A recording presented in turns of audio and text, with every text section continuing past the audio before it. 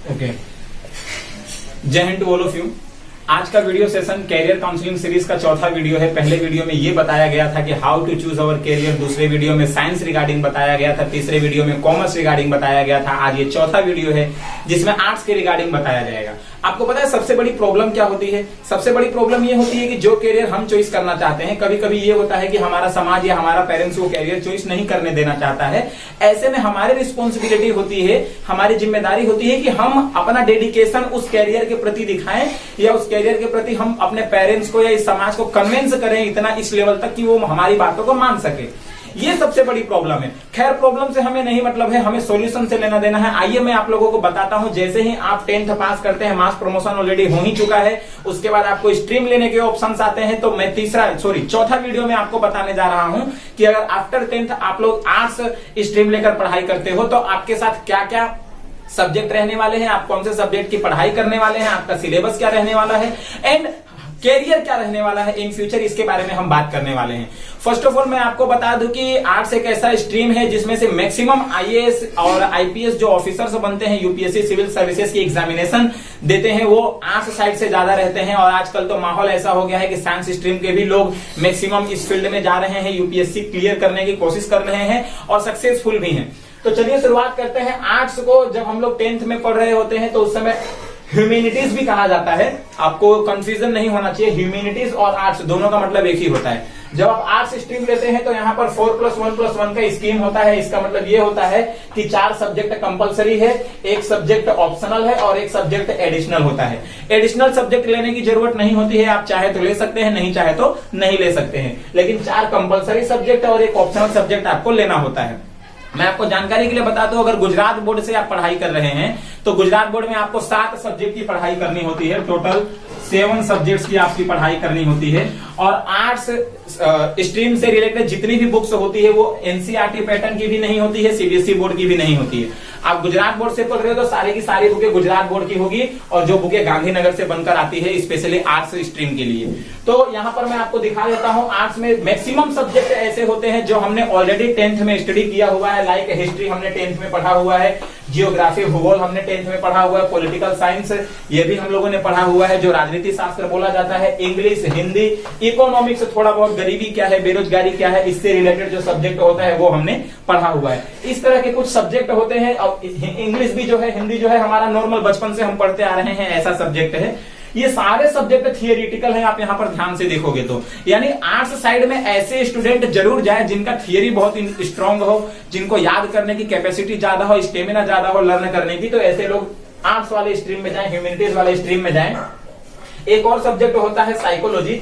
Psychology subject ऐसा है जिसको हम मनोविज्ञान कहते हैं। इसमें जो टीचिंग फील्ड के लोग होते हैं और आईएएस आईपीएस ऑफिसर्स जो लोग होते हैं, ऐसे लोग अगर आगे चलकर फ्यूचर में बनना चाहते हैं, इस फील्ड में जाना चाहते हैं, तो साइकोलॉजी सब्जेक्ट जरूर लें। और वैसे भी ये कंपलसरी सब्जेक्ट है तो ये तो आता ही आता है। हमारे यहाँ स्टूडेंट्स है, हाईटेक कोचिंग इंस्टीट्यूट में स्टूडेंट्स हैं आर्ट्स के भी, तो उन लोगों में ये सब्जेक्ट जो है कंपलसरी सब्जेक्ट दिया हुआ है।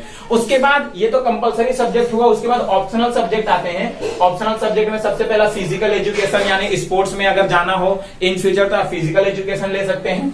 एंटरप्रेन्योरशिप, बिजनेस फील्ड में जाना हो, मालिकाना आप कोई बिजनेस चालू करना चाहते हैं तो एंटरप्रेन्योरशिप ऑप्शनल सब्जेक्ट है, आप ले सकते हो, डजंट मैटर।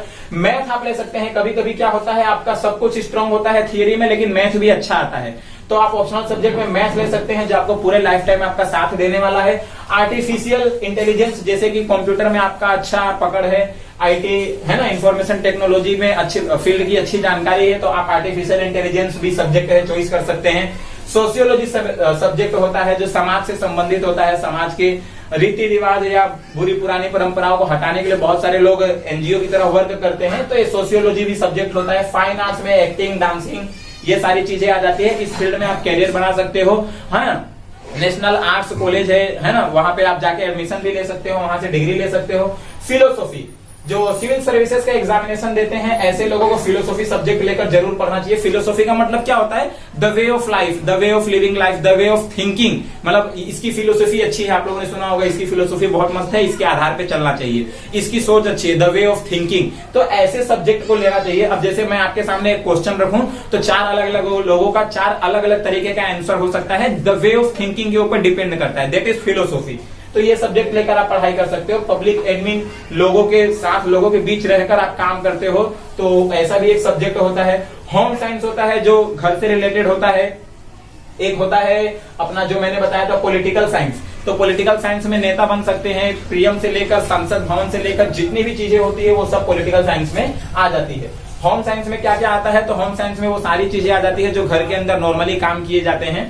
उसके बाद 90% syllabus already studied in 10th, आपने 10th में ऑलरेडी इसमें से 90% सिलेबस के बारे में आपने पढ़ा है, जानते हैं आप। Environmental education is one of the most important subject, अगर आप इन फ्यूचर है ना जीपीसीबी और सीपीसीबी, इसका मतलब होता है गुजरात पोल्यूशन कंट्रोल बोर्ड और सेंट्रल पोल्यूशन कंट्रोल बोर्ड, इस बोर्ड के अंतर्गत आप काम करना चाहते हो, सेंट्रल लेवल की जॉब है, स्टेट लेवल की जॉब है, डिस्ट्रिक्ट लेवल की भी गवर्नमेंट जॉब है, इस फील्ड में जाना चाहते हो आर्ट्स के सेक्शन से, तो आप डायरेक्ट आर्ट्स करके इन्वायरमेंटल एजुकेशन के साथ जो ऑप्शनल सब्जेक्ट है इसको लेकर आप पढ़ाई करो और इस फील्ड में आगे बढ़ सकते हो। सेम यही चीज अगर साइंस फील्ड से आप जाते हो तो साइंस के बाद आप बीएससी करो, बीएससी विथ इन्वायरमेंट, इन्वायरमेंट की बीएससी भी होती है, आप कर सकते हैं। GPCB Gujarat pollution control board, CPCB central pollution control board में आप जैसे ही वैकेंसी आती है आप अप्लाई करते रहिए। मैं आपको जानकारी के लिए बता दूं, हाईटेक कोचिंग इंस्टीट्यूट की तरफ से आपको वो सारी चीजें प्रोवाइड की जाएगी जिस चीज के लिए आप एलिजिबल हो, जो चीज आप करना चाहते हो, या हमारा एजुकेशन सेक्टर का ये चैनल है तो इस चैनल पे आपको वो सारी चीजें मिलेंगी। बस हमारे साथ बने रहिए। वीडियो अगर पसंद आती है तो ज्यादा से ज्यादा शेयर कीजिए, लाइक कीजिए, चैनल को सब्सक्राइब कीजिए, बेल आइकन को हिट कीजिए और ज्यादा से ज्यादा आप वीडियो को देखिए ताकि आपको वीडियो समझ में आए और आपको लास्ट तक वीडियो देखते हैं तो ये सारी चीजें आपकी क्लियर रहेगी। ये तो हमने बात कर लिया सब्जेक्ट का। अब सब्जेक्ट का बात करने के बाद सिलेबस का भी मैंने आपको बता ही दिया। सिलेबस बहुत नॉर्मल सा होता है, इजी सा होता है। आर्ट्स फील्ड में लोगों की थिंकिंग ऐसी है कि परसेंटेज बहुत लो है जिससे साइंस और कॉमर्स दोनों नहीं होता है, ऐसे लोग आर्ट्स लेते हैं, जबकि ये बात बिल्कुल गलत है, ये एक प्रकार का मीथ है। आर्ट्स लेना दैट मीन्स कि आपका थियरी बहुत स्ट्रांग है, और जो आर्ट्स लेकर पढ़ाई करते हैं ऐसे लोगों का जो है आईएएस और आईपीएस, आईएफएस जैसे सिविल सर्विसेज एग्जामिनेशन की पकड़ अच्छी होती है, इन लोगों की तैयारी अच्छी रहती है।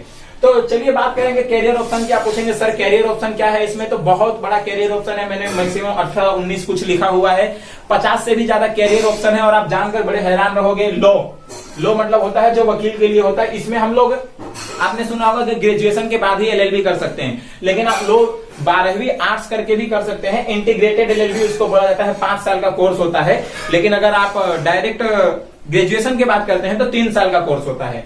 तो यहाँ पे डायरेक्ट 12वीं के बाद भी आप लोग कर सकते हो, उसको इंटीग्रेटेड एलएलबी बोलते हैं, 5 साल का कोर्स होता है। मैनेजमेंट कर सकते हो आप, मैनेजमेंट के लिए आपको बीबीए एमबीए करना पड़ता है ना। अगर आर्ट्स 12वीं आर्ट्स आपने किया है तो आप बीबीए एमबीए करके मैनेजमेंट का कोर्स कर सकते हैं। मैनेजमेंट में आपको बहुत ज्यादा इनकम है, अगर आप कमाना चाहें तो बहुत सारे प्रकार के मैनेजमेंट होते हैं, ठीक है। इस तरीके से आप अपना फिर टीचिंग फील्ड में अगर आपको जाना है तो आर्ट्स एक बहुत ही अच्छा फील्ड है टीचिंग फील्ड में जाने के लिए। टीचिंग फील्ड में टीचर बनिए, लेक्चरर बनिए, प्रोफेसर बनिए। टीचर अगर बनना है तो आपको बीएड करना पड़ेगा, है ना, और अगर बैचलर ऑफ एजुकेशन। दूसरा एक होता है, अगर आप नेट और जीआरएफ का एग्जाम दे चुके हैं तो आप लेक्चरर बन सकते हैं, कॉलेज में प्रोफेसर बन सकते हैं। कॉलेज में प्रोफेसर और लेक्चरर बनने के लिए नेट जीआरएफ ये सब का एग्जाम देना होता है। मीडिया फील्ड में जा सकते हैं, मीडिया में आप एक्टर बन सकते हैं, डायरेक्टर बन सकते हैं, प्रोड्यूसर बन सकते हैं, ये सारे फील्ड में आप म्यूजिक कंपोजर, म्यूजिक डायरेक्टर, ये सारे फील्ड में अगर आपको जाना है तो आप एक्टर या डायरेक्टर वाला पोस्ट जो है मिलता है वो मीडिया के माध्यम से मिलता है। तो आर्ट्स अगर आप लेते हैं तो आर्ट्स के अंदर आर्ट साइड से पढ़ाई करके मीडिया वाले फील्ड में आप जा सकते हैं। होटल मैनेजमेंट आता है, 3 साल का कोर्स होता है, बैचलर ऑफ होटल मैनेजमेंट या बीएससी टाइप का होता है। होटल मैनेजमेंट का कोर्स आप साइंस साइड से भी कर सकते हैं, कॉमर्स साइड से भी कर सकते हैं। 6 नंबर पे आता है ट्रैवल एंड टूरिज्म, ये भी एक प्रकार का मैनेजमेंट है। ट्रैवल एंड टूरिज्म में आपको बताता हूँ, समारा कैंप करके गुजरात में एक बहुत बड़ा ट्रैवल एंड टूरिज्म कंपनी है। ये कंपनी आपको बहुत ही कम दामों में बहुत अच्छे से अच्छा टूर और ट्रैवल्स कराती है, बहुत अच्छी कंपनी है। आप कभी जरूर इसके साथ कांटेक्ट में आइएगा। ट्रैवल एंड टूरिज्म एक प्रकार का मैनेजमेंट कोर्स है, अगर आप इसमें डिप्लोमा भी कर सकते हैं, आप लोग बीबीए एमबीए भी कर सकते हैं। डिप्लोमा भी होता है, डायरेक्ट 11वीं 12वीं को आर्ट्स के बाद या 10वीं के बाद diploma in travel and tourism कर सकते हो, बहुत अच्छा कोर्स है। इसके अलावा अपना आता है फैशन डिजाइनिंग, ज्वेलरी डिजाइनिंग और भी बहुत सारे designing, interior designing, exterior designing, है ना, बहुत सारे डिजाइनिंग। फिल्म इंडस्ट्री में एंटर करना हो, आपको बैकग्राउंड वाला सीन चाहिए होता हो तो इस फील्ड में आप एंटर कर सकते हो। फिर इसके बाद जर्नलिज्म आता है। जर्नलिज्म में न्यूज एंकर बनना या बड़े बड़े लेवल पे बोलते हैं ना, बहुत सारे न्यूज में आपने देखा होगा बकैती होती है, एक दूसरे के बातों को बोलते हैं, नहीं ऐसा नहीं ऐसा नहीं, वो सारी चीजें, तो ये सब जर्नलिज्म के अंदर आ जाता है।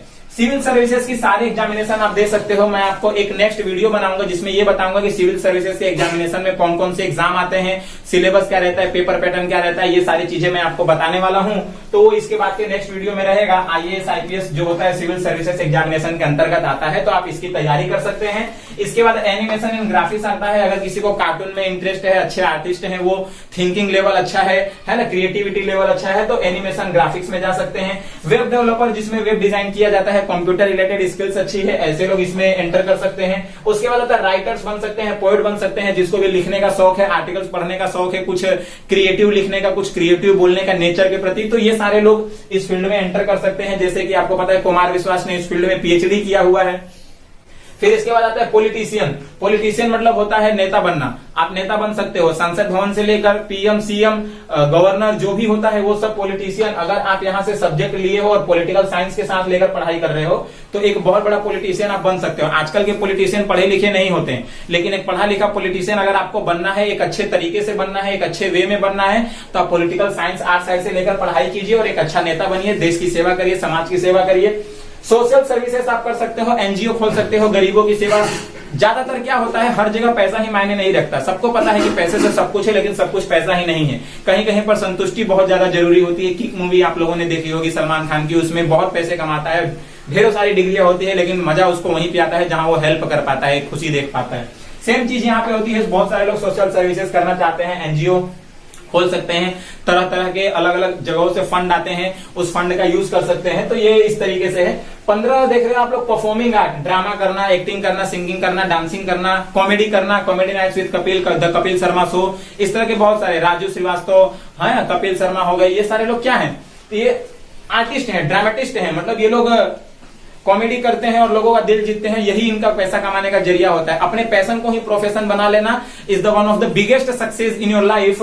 फिर उसके बाद आर्किटेक्चर, जो लोग डिजाइन तैयार करते हैं, कंस्ट्रक्शन, कोई भी घर बनवाने से पहले हम सिविल इंजीनियरिंग से पहले आर्किटेक्चर के पास जाते हैं कि भैया मेरे घर का डिजाइन बना दो, मैं सिविल इंजीनियरिंग को वो डिजाइन दूंगा, वो मेरा घर बना देगा। वो आर्किटेक्चर फील्ड में भी आप जा सकते हैं। जरूरी नहीं है कि आप BArch यानी कि bachelor in architecture science side से ही करो, आप यहाँ से भी कर सकते हो।